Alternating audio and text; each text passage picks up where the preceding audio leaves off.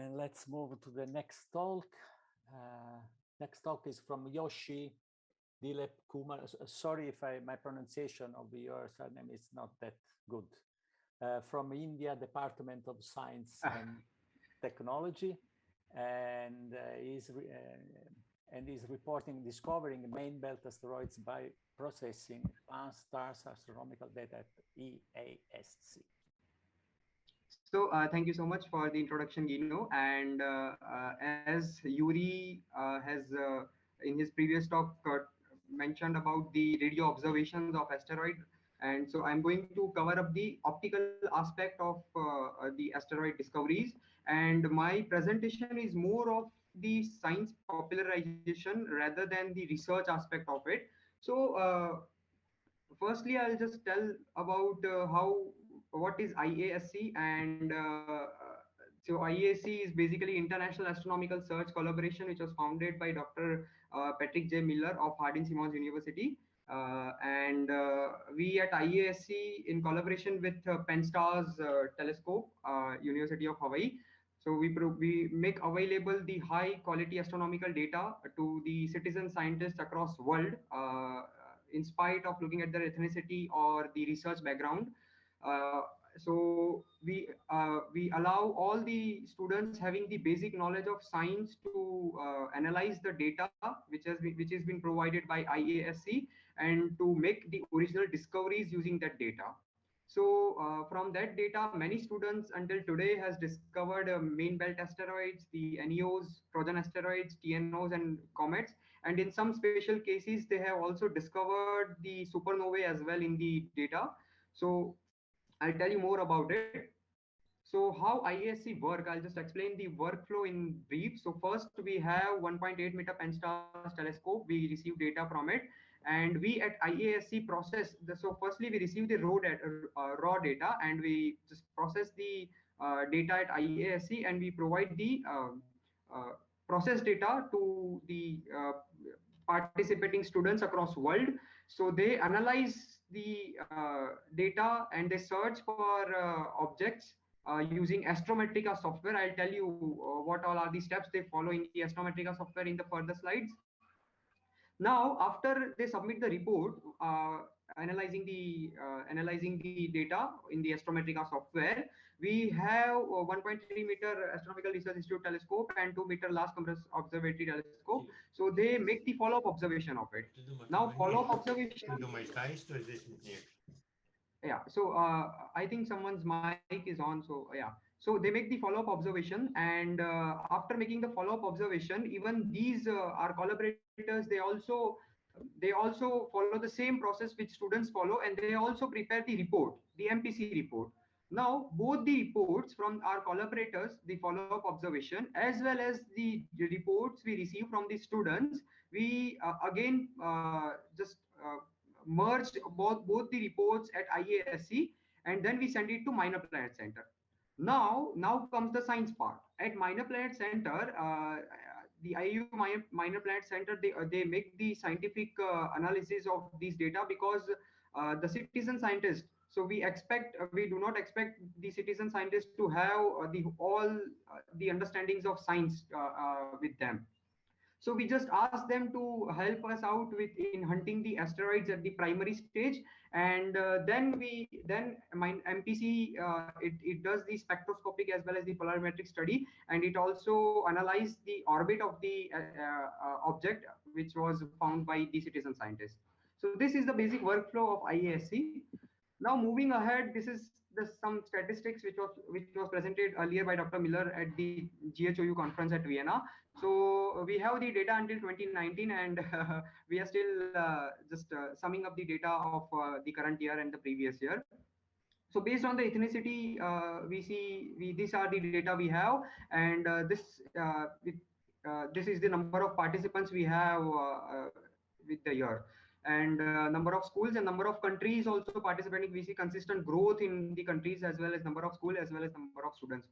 Right. So moving ahead. Okay. So we use Penn-STARRS data primarily, and Penn-STARRS, we know it has the 7 degree square the field of view, and it is one of the largest digital scientific camera we have in the world now. And so generally campaigns, we call it as international asteroid search campaign. So campaign is of the 30 days duration. Okay, so in that 30 days duration, all the participants, all the participants in a team are provided with around 15 to 20 images, and each images have a packet of 4 images called, we call it as quads. So these are provided by IASC in their on IASC website, and IASC website is completely a cloud-based website from which the students log in and they download the data, so that they do not like have to wait for data over email. They simply can check or log in on their page and they can download it.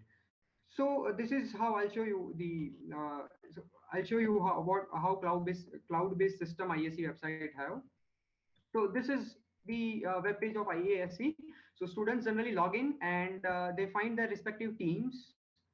Okay, so over here you can see all Bangladesh asteroid search campaign. So it is just bifurcated country wise, all Nepal asteroid search campaign, Panama asteroid search campaign, and all countries they have, mostly all countries they have their respective campaigns and the number of teams participating in it. So as soon as we click on the specific country, so such page will open up in from which like students can download the data. As soon as you download, they'll see a tick mark over here which says that you have already downloaded it. And as soon as after downloading, we analyze the data and we'll submit the data. We'll get a tick mark over the report submitted.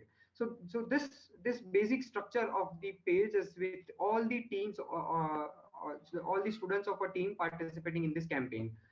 So next, I'll just briefly discuss about the process we follow with the Astrometrica. Okay, so this is the code. We see 4 images over here. And so firstly, we open the image in the Astrometrica. This is the homepage of Astrometrica. We open the image and we perform the basic data reduction, and we manually search for the object. Now, I mean, what I meant manually is that we manually check if we are basically searching for asteroids. So if we see any moving object in this particular frame or not, so we manually check if something is moving or not. Now in the Yuri's talk earlier, so he mentioned that it can be a rocket or it can be an asteroid. So how we identify between the space junk and the true signature of asteroids, so basically the false and true signature. So I'll tell you that. So we generally ask students to check for a few parameters, and these parameters generally are the SNR value. SNR value, like it should be more than more than 5 for all the moving objects. We ask them to check the PSF plot. If the PSF plot, like if the distribution of light of this particular object is overlapping to that of the PSF plot or not. And this is how we also ask them to check if the magnitude of this particular object, it should roughly be same for all the 4 images they observe their respective object in. So these are such basic parameters we ask them to check, so that they do not mark a false object. And so this is just a signature. We have the true signature if it satisfies all the parameters. Now if an object satisfies all the parameters, we ask them to name the object in a particular format. And then yeah, so yes, so this is one, I told you about the manual search, how we manually search it. So this is one example. You can see that this object. Okay, so this is moving in a straight line. So this is also one of the parameters we keep for the student, that the object should travel in a straight line. So this is one example, the basic examples of how we uh, search for the moving object. Now, generally these 4 images during the data reduction, generally these 4 images blink one after another. So in the blinking process, we get such if the stars are generally stationary, and we just find out if there is a moving object or not.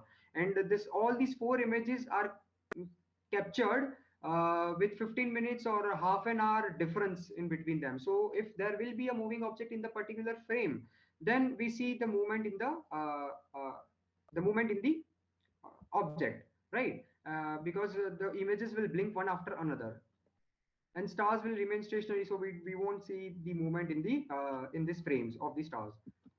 So this is the basic report what students prepare after naming an object. So software have a property that it automatically generates a report. So when students will go to file and they will view their MPC report, they'll simply find the MPC report, and they simply have to copy. Oh, sorry.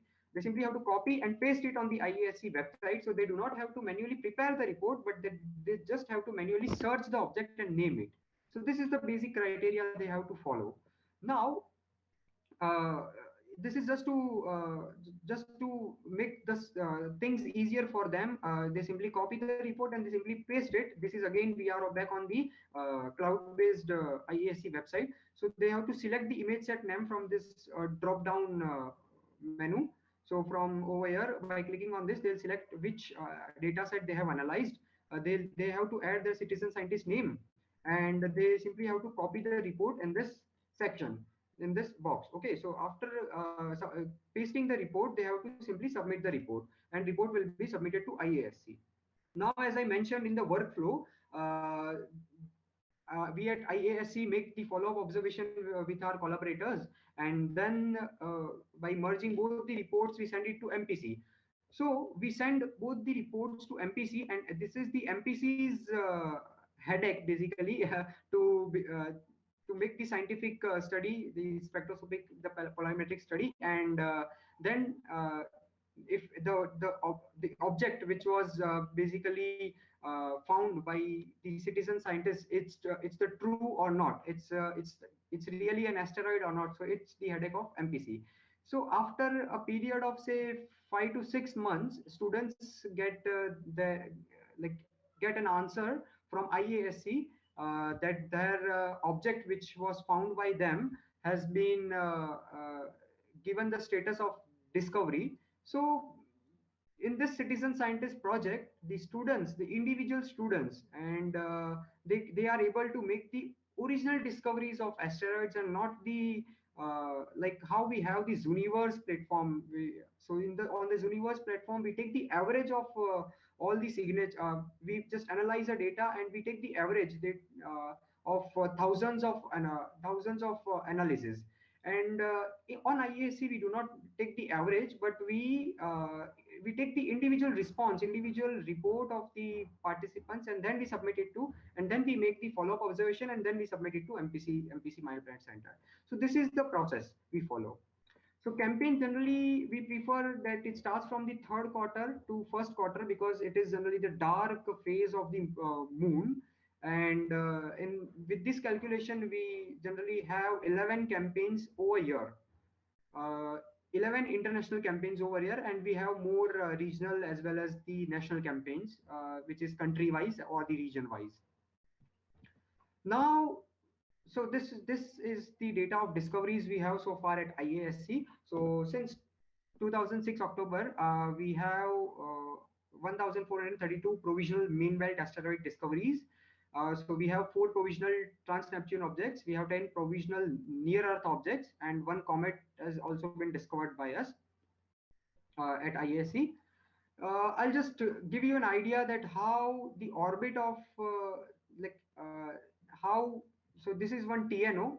So how we determine the orbit of the object. So we simply submit the data to MPC, and then MPC along with the JPL, they determines the orbit of the object. So if orbit is successfully determined, so this is one TNO, you can see it's 495613215. So this is a trans-Neptune object, and it has been discovered by one of the student at IASC back in 2015. So after determining the object successfully, they mail to the IASC, and IASC mail to students that your object has been considered as the discovery. And after a span of say 4 to 5 years after this particular object, it has been cataloged on the IAU website. So students can able to name it. like officially name it whatever name they want to keep. So they have the naming format as well. Of course, IAU have a naming format of asteroids, planets, all. So so this is basically an encouragement for students that they got a chance to discover an asteroid by themselves. They have followed all lot of process, and without having any hard core knowledge of the scientific knowledge or understanding, still they are able to find out the moving objects or the asteroids, and they are able to name the objects. So this is how we are popularizing the science across world. And I belonging particularly from India, we in India we have a huge craze of participating in this campaign, because I'll just tell you, because of course it is free, and we have we are being funded by NASA grant. So of course students get a certificate having the NASA logo been printed on it.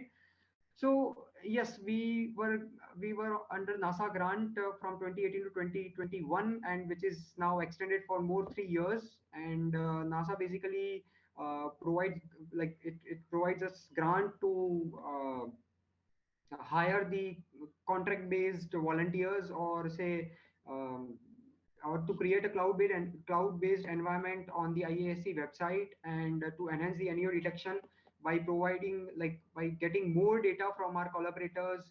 Now also we are trying to develop a faint asteroid problem, like a pipeline to resolve this faint asteroid problem, because fainter objects are not so easily visible through eyes. Like if we zoom in a more, then students generally they get confused if we have to consider this object or not. So we are under development of a pipeline, our own pipeline, which will detect even the fainter movement in the image sets.